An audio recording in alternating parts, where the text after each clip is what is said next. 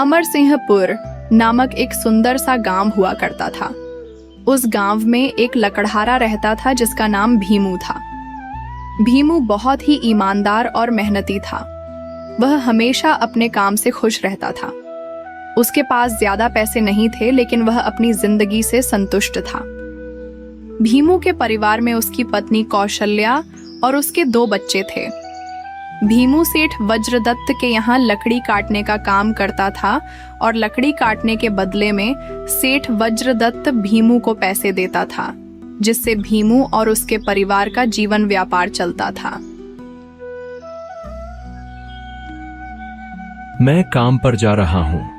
आज बहुत देर हो गया है, तो तुम बच्चों को स्कूल छोड़ आना। जी, स्कूल तो मैं छोड़ आऊंगी, लेकिन मोनू और सोनू पिछले 2 दिन से कह रहे हैं कि उनके स्कूल की टीचर फीस मंगा रही हैं। हाँ, तो जाकर दे आओ ना स्कूल की फीस। अजी, कहाँ से दूं? आप जो कमा कर लाते हैं उसमें मुश्किल से तो घर चल पाता है। अब उतनी सी तनख्वाह में मैं बच्चों की फीस का इंतजाम कैसे करूं?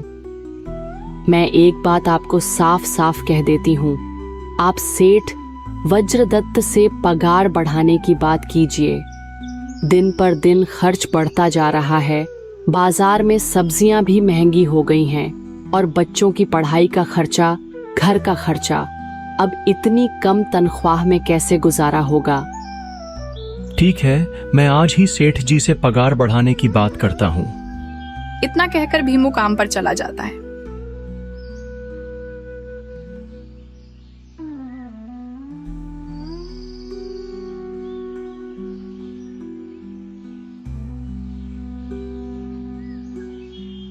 अरे भाई, आज तो पगार का दिन है। देखो, अब यह सेठ वज्रदत्त कोई ना कोई लोचा जरूर करेगा। हमेशा कोई बहाना बनाकर पगार कम कर देता है। और अगली बार तो मेरी आधी पगार काट ली थी, ये कहकर कि जो मैंने वज्रदत्त जी से आर्स उधार ली थे उसका ब्याज बढ़कर 1000 हो गया है, इसलिए मैं तुम्हारी पगार में से 1000 काट रहा हूँ। हाँ बिहारी भाई, तुम एकदम ठीक कह रहे हो। ये सेठ वज्रदत्त ना एक नंबर का चालाक और लालची इंसान है। एक तो दुगुना काम लेता है और बदले में पैसे भी पूरे नहीं देता। हाँ भाई, मेरे भी अगली बार सेठ वज्रदत्त ने पगार काट ली थी। मैंने बस 2 छुट्टी ली थी जब मेरी बिटिया बहुत बीमार थी, और इस वज्रदत्त ने इस बात का फायदा उठाकर मेरी पूरी आधी पगार काट ली। हे भगवान, बस सेठ जी इस बार मेरी पूरी पगार दे दें। बच्चों की स्कूल की फीस भी भरनी है। सभी लकड़हारे अपने काम पर लग जाते हैं। काम करने के बाद वे सेठ वज्रदत्त के पास जाते हैं। सेठ जी, महीना पूरा हो गया है, हमें हमारी तनख्वाह दे दीजिए। देखो भाइयों, अभी मेरे पास तुम्हें देने के लिए पैसे नहीं है।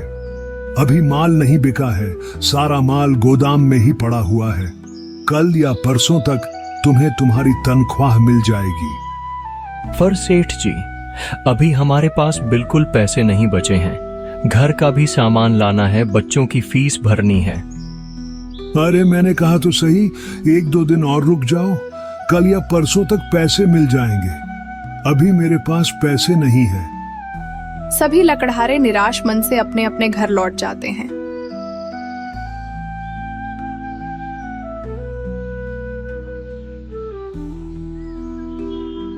अजी, क्या हुआ? इस बार कितनी पगार मिली है?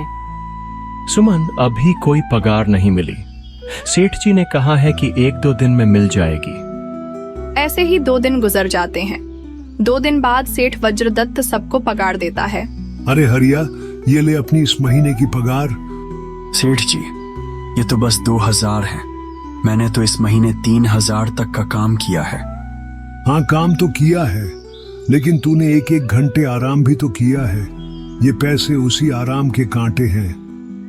पर सेठ जी, आपने तो कहा था 8 घंटे काम के महीने में 3000 मिलेंगे, और मैंने तो 8 घंटे काम किया। देख हरिया, मुझे ज्यादा हिसाब मत सिखा।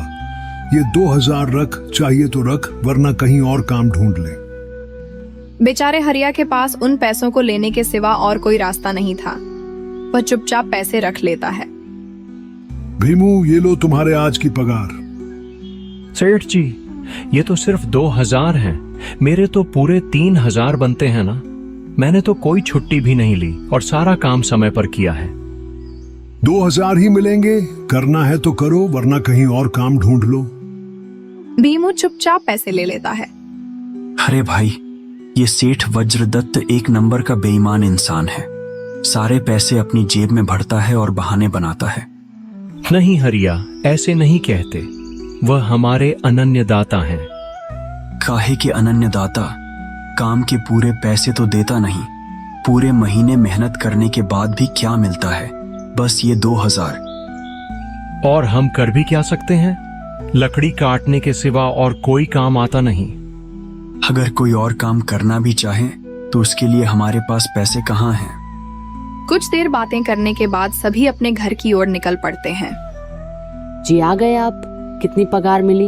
इस बार सेठ जी ने बस 2000 ही दिए हैं। बस 2000? इतने में कैसे घर चलाएंगे? बच्चों की फीस में ही आधे पैसे निकल जाएंगे। अब तुम्हें इसी में गुजारा करना होगा।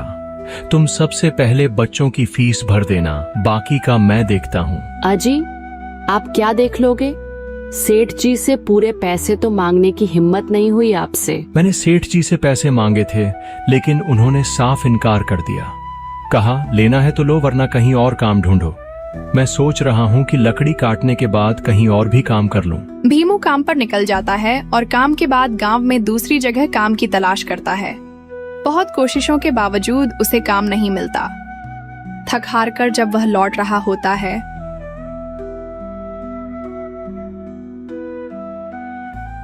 तभी बहुत सारे भैंसों का झुंड उसकी ओर दौड़ता है।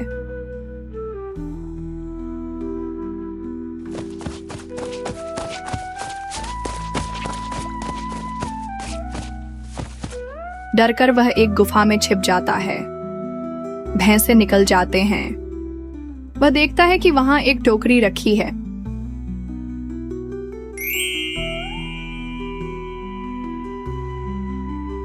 जैसे ही वह टोकरी उठाता है, आवाज आती है, रुक जाओ। गुफा में एक जिन प्रकट होता है।